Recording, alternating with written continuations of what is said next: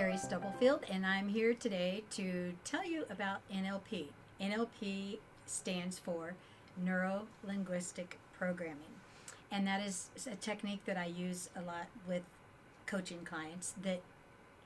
Basically, what is NLP? NLP is how we use the basic language of our mind to consistently achieve the results that we want in our life.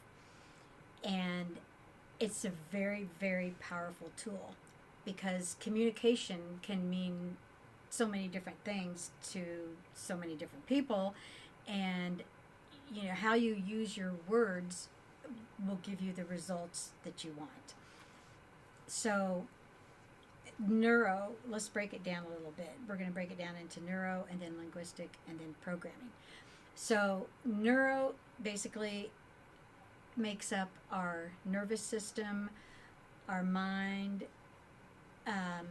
and how we experience the world through what I call VACOG, which stands for our visual senses, our auditory, kinesthetic,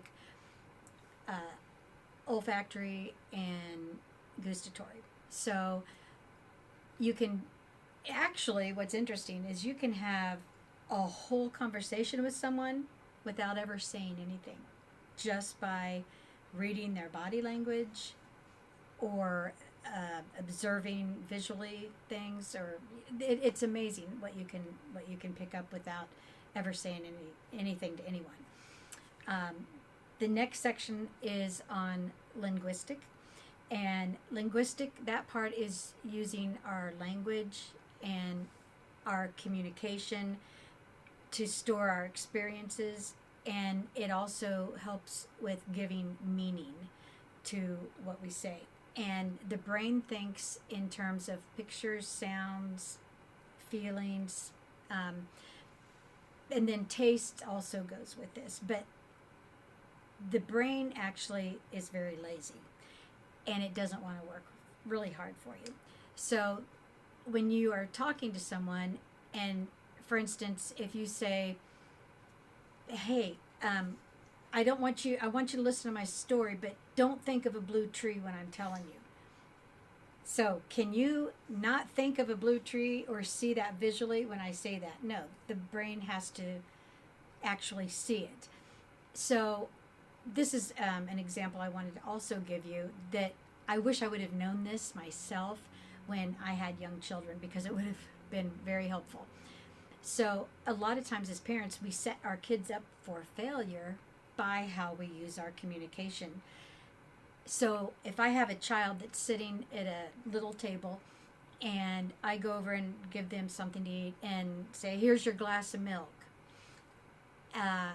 what is the first thing parents usually say after they do that? They look over at their child and say their child's playing with the food. You usually say, oh my gosh, don't spill your milk. What does that child have to do, though? He has to picture that milk on the table spilling. So when you, instead what you would say is, let's move your milk over here to keep it safe. Because then the child has to make a picture of the milk being moved so that it's safe. And I was like, wow, that is really mind-blowing to me, because I never thought of it like that. And I think of all the times I told my kids, oh my gosh, when you come inside, just don't come inside with those muddy boots. Well, the child has to make a picture of that, and then they're going to do just exactly what you don't want them to do. So that's a kind of a neat tip that I wanted to give you. And then the programming is basically the discovery. That's like the child part of you, the curiosity part. You can think of it that way. And it's also where you use patterns, strategies, based on the communication and the nervous system part of the body, based on the senses and smells and all these things. That's how that all comes together. So the realization of our words don't describe our world we live in, but it actually determines the world that we live Now I want to give you some examples as well of what neuro-linguistic programming is like. Sometimes I will tell people that have respect for the other person's model of the world, because you live in your model of the world and Sally lives in her model of the world. Most people will over here will say, oh, well, she doesn't think like me because she does X, Y, and Z, and Sally's over here saying, oh, well, she doesn't seem like me either because she thinks like this. It's okay to think differently because of our past experiences that we grew up with is how we created our own model of the world. So, of course, I'm not going to have the same experiences that Sally did, so my model of the world is going to be a little bit different. So just remember to respect that other person's model of the world. They don't have to agree with you. It doesn't matter if they're wrong or right. They just have a different model of the world, so they may see things differently than you do. Also, another form of the NLP is if someone has done something maybe wrong that we perceive as wrong or that we don't like, it's normally not on purpose or intentional. If you can think of it, with NLP, what we do is we use our perceptions differently. It's like thinking outside of the box. And if someone does something that you don't like or something that you think is wrong, keep this in mind. People only are as good as the resources that they have. I mean, that you only are able to use